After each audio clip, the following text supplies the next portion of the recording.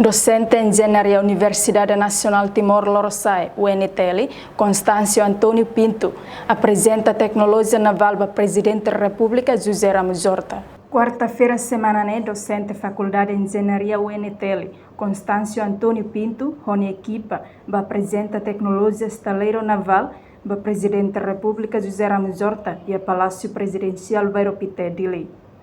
Foi na apresentação, Constâncio Antônio Pinto hatete durante o que o curso e refatem oioi no liliumos e a área tecnologia estaleiro naval nebe precisa do neto usa e Timor Larantomak. Tecnologia saída mak desenvolve ohi anu kole liliu konava halu estaleiro naval. Tamba ita iha rovara kusi polícia ninia, kusi FDTL ninia, kusi público e civil ninia. Mas vê sempre ita halo manutenção iha rai liur nebe mak gasta o sambo liur. Mas que ita Timor nene iha ana recurso nebe suficiente. Nedun ita precisa de equipamento, o governo investe ita vele halo na serviço tirani. Nema ko iha quali haunai presidente.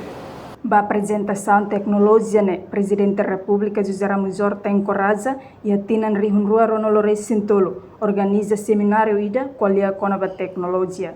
Reportagem Selfiana Kat Domingues Amaral Televisão Timor Post.